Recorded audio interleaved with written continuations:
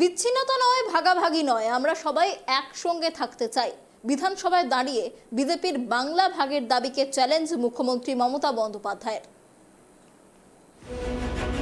বঙ্গভঙ্গ নিয়ে কিছু বলার থাকলে বাংলার বিধানসভায় বলুন, ভোটাভুটি হোক। সোমবার বিধানসভায় দাঁড়িয়ে বিজেপির উদ্দেশ্যে কার্যত চ্যালেঞ্জ ছুড়ে দিলেন মুখ্যমন্ত্রী মমতা বন্দ্যোপাধ্যায়। নির্বাচন এলেই ভাগাভাগির প্রশ্ন, নির্বাচন চলে গেলেই এক একজন এক এক রকম সাজেশন দিচ্ছে, নানা রকম চক্রান্ত পরিকল্পনা চলে। বাংলা ভাগ করতে এলে কিভাবে রুখতে হয় তা দেখিয়ে দেবেন তিনি। এদিন মুখ্যমন্ত্রী বলেন, 4 মন্ত্রী বলেছেন উত্তরবঙ্গ ভাগের কথা, আমি ধিক্কার জানাই। আসুন বাংলা ভাগ করতে কি করে রুখতে হয় তা দেখিয়ে দেব। 1,64,764 কোটি টাকা উত্তরবঙ্গের পরিকাঠামো উন্নয়নে খরচ করা হয়েছে।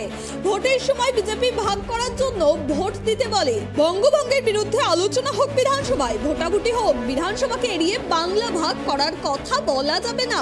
ঝাড়খণ্ড বিহারে বন্যা হলে বাংলায় নদীর পাড় ভাঙছে।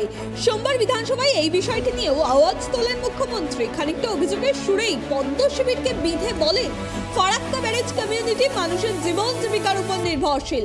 আমি বাংলার স্বার্থে সিদ্ধান্ত নেব, কারণ এখানকার মানুষ আমাকে নির্বাচিত করেছে। নিজেদের রাজনৈতিক স্বার্থ চরিতার্থ করতে অগ্রিম চুক্তি করে দিচ্ছে কেন্দ্র। বাংলা কোনো আলোচনার অংশ পাচ্ছে না। ঝাড়খণ্ড, বিহার, উত্তরপ্রদেশে বন্যা হলে প্রতি বছর মালদাহে ভাঙন দেখা যায়। 2005 সাল থেকে 3,373 হেক্টর জমি নদীতে তলিয়ে গিয়েছে। 1996 সালে বাংলাদেশের সঙ্গে চুক্তি করার সময় জ্যোতি বসুর সঙ্গে আলোচনা করেছিল কেন্দ্র। এখন বাংলা পুরোপুরি বাদ। বিজেপির বাংলা ভাগ ইস্যুতে বক্তব্য রাখতে গিয়ে সোমবার বিধানসভায় দাঁড়িয়ে সরাসরি চ্যালেঞ্জ ছুড়ে দিলেন মুখ্যমন্ত্রী মমতা বন্দ্যোপাধ্যায়। দিলেন একতার বার্তা, বললেন স্লোগান হবে একদিন, আমরা সবাই একসঙ্গে থাকতে চাই। বোঝালেন বিবিধের মাঝে মহান মিলনের গুরুত্ব। যুক্তরাষ্ট্রীয় কাঠামোয় কি কি করণীয় তাও মনে করিয়ে দিলেন তিনি।